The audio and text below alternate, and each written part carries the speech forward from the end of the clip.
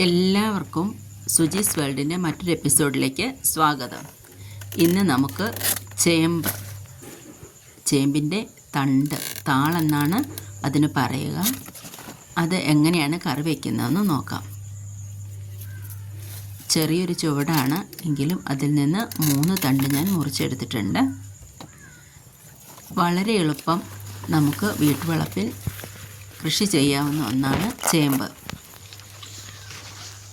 കിഴങ്ങുവർഗ്ഗ വിളയാണ് എങ്കിലും അത് ഇലക്കറിയായി അതിൻ്റെ തണ്ടും ഇലയും ഭക്ഷ്യയോഗ്യമാണ്. പ്രത്യേകിച്ച് കർക്കിടക മാസത്തിൽ ചേമ്പിൻ്റെ ഇല വളരെ പ്രാധാന്യമായി എല്ലാവരും ഉപയോഗിക്കുന്നുണ്ട്. ഒരു ചെറിയ ചാക്കിലാണെങ്കിൽ പോലും നമുക്ക് അത് നട്ട് വളർത്താൻ ചേമ്പിൻ്റെ താളെടുത്തിട്ടുണ്ട്. നാരുകളും അവശ്യ പോഷകങ്ങളും അടങ്ങിയ ചേമ്പ് കുടലിൻ്റെയും ഹൃദയത്തിൻ്റെയും ആരോഗ്യത്തിന് വളരെ നല്ലതാണ്. Vitamin C, potassium, magnesium, folic acid എന്നിവയുടെ മികച്ച ഉറവിടമാണ് ചേമ്പ്. ആഴ്ചയിൽ ഒരിക്കലെങ്കിലും ചേമ്പ് ആഹാരത്തിൽ ഉൾപ്പെടുത്തുന്നത് ദഹനം സുഗമമാക്കുന്നതിനും മലബന്ധം കുറയ്ക്കുന്നതിനും സഹായിക്കുന്നു. കൊളസ്ട്രോൾ കുറയ്ക്കാൻ നാരുകളും അതിലടങ്ങിയിരിക്കുന്ന പൊട്ടാസ്യം ഹൃദയാഘാത സാധ്യത കുറയ്ക്കുകയും ചെയ്യുന്നുവെന്ന് പഠനങ്ങൾ പറയുന്നു. നമുക്ക് ചേമ്പില തണ്ട് വൃത്തിയാക്കുന്നത് നോക്കൂ. ഇതുപോലെയാണ് ഞാൻ ചെയ്യുന്നത്. മുറിച്ച് ചെറിയ കഷ്ണങ്ങളാക്കി എടുത്തിട്ടുണ്ട്. കണ്ടോ, ചേമ്പിൻ്റെ തണ്ടിൽ നിന്നും ചീന്തിയെടുത്ത ഭാഗമാണ്. നല്ല രസമുണ്ടല്ലേ കാണാൻ. ഇനി നമുക്ക് ഇത് ചെറുതായി കുത്തി അരിയാം.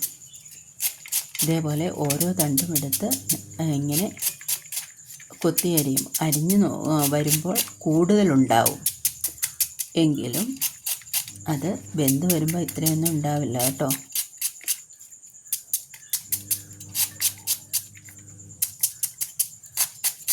അടുക്കള മുറ്റത്ത് ഒരു ചെറിയ കൃഷിത്തോട്ടം ഉണ്ടാവുകയാണെങ്കിൽ നമുക്ക് ഇതേപോലെ ഇടയ്ക്കിടയ്ക്ക് ഓടിച്ചെന്ന് ഒരു കറി ഉണ്ടാക്കാനുള്ളവ അതിൽ നിന്നും കണ്ടെത്താം. ഇങ്ങനെ ഓരോന്നരിഞ്ഞരിഞ്ഞ് വന്ന സമയം കിട്ടില്ല. അതുകൊണ്ട് ഞാൻ എല്ലാം കൂടി ഒന്നിച്ചെടുത്ത് അരിയാമെന്ന് കരുതി.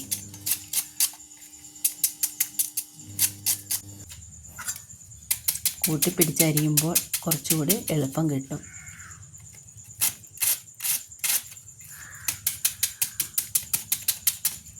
ഏകദേശം എല്ലാം ഒരേ വലുപ്പത്തിൽ തന്നെ നമുക്ക് കിട്ടുന്നുണ്ട്.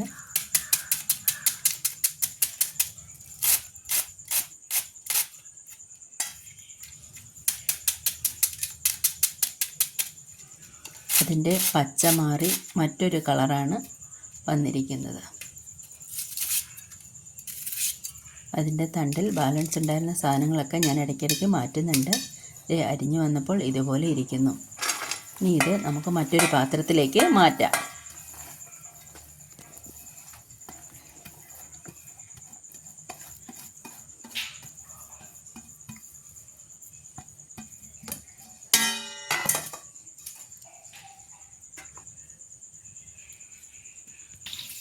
അത് വെള്ളമൊഴിച്ച് നന്നായി കഴുകിയെടുക്കാം.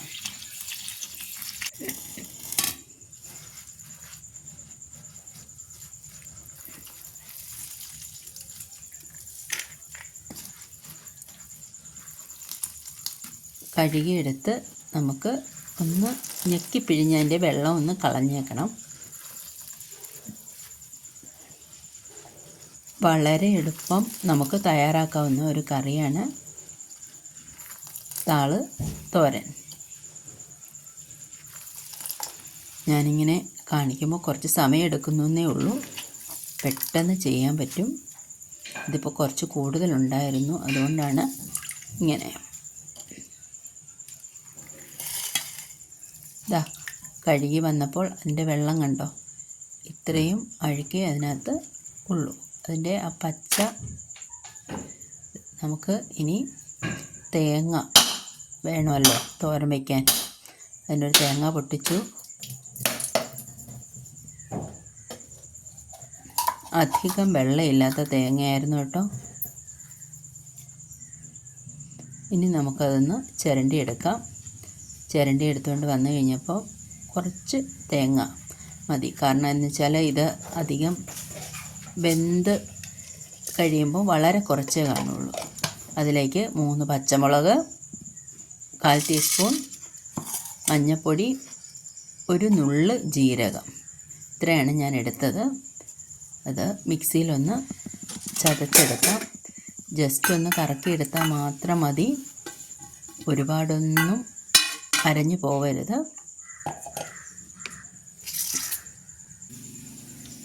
ഇനി ചീനച്ചട്ടി അടുപ്പിൽ വെച്ചിട്ടുണ്ട്.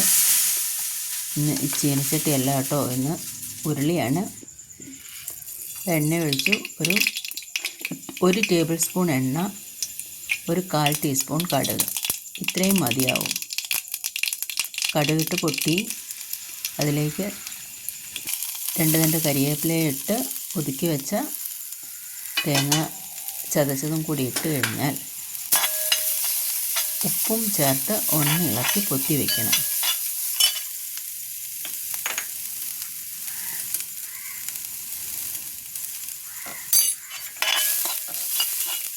എന്നിട്ട് വേണം നമ്മൾ താള് ഒന്നിട്ട് കൊടുക്കാൻ. തേങ്ങയിൽ ഉപ്പും കൂടെ ചേർത്ത് പിടിച്ചു കഴിഞ്ഞാൽ താളിട്ട് കഴിഞ്ഞാൽ എളുപ്പമെന്നാണ്. പെട്ടെന്ന് തയ്യാറാക്കാവുന്ന ഒരു കറിയാണ്. ഒരു 2 പ്രാവശ്യം ആവി കയറിയാൽ തന്നെ ഇത് പാകമാകും. എല്ലാവരും ഈ കൂട്ടാൻ ഒന്ന് വെച്ച് പരീക്ഷിച്ച് നോക്കണം. നിങ്ങൾക്കിഷ്ടപ്പെടുമെന്ന് തീർച്ചയാണ്. പിന്നെ എൻ്റെ പാചക രീതികൾ ഇഷ്ടപ്പെടുന്നുവെങ്കിൽ എൻ്റെ ചാനൽ ലൈക്ക് ചെയ്യാനും കമൻറ്റ് ചെയ്യാനും സബ്സ്ക്രൈബ് ചെയ്യാനും മറക്കരുത്. ഇതിപ്പോൾ 1 പ്രാവശ്യം ആവി വന്നു. ഞാൻ തട്ടിപ്പൊത്തി വെച്ചു. അപ്പോൾ തന്നെ ഒതുങ്ങിക്കഴിഞ്ഞു. നേരത്തെ നമ്മൾ ആ ഉരുളി നിറയെ ഉണ്ടായിരുന്ന സാധനം വളരെ ഒതുങ്ങി ചെറുതായി. അതിൻ്റെ വെള്ളമെല്ലാം വറ്റി ചെറുതായി. നമുക്ക് ആ വേസ്റ്റ് എല്ലാം കൂടെ ഒന്ന് പുറത്തേക്ക് കളയാം. അതിന് എടുത്ത ഉള്ളിയുടെ തൊലിയുമെല്ലാം അതിന് ചേമ്പിൻ്റെ ചുവട്ടിലേക്ക് തന്നെ നമുക്ക് ആ വേസ്റ്റ് ഇട്ട് കൊടുക്കാം. അത് വളമായി അതിലേക്ക് തന്നെ അലിഞ്ഞു ചേരട്ടെ.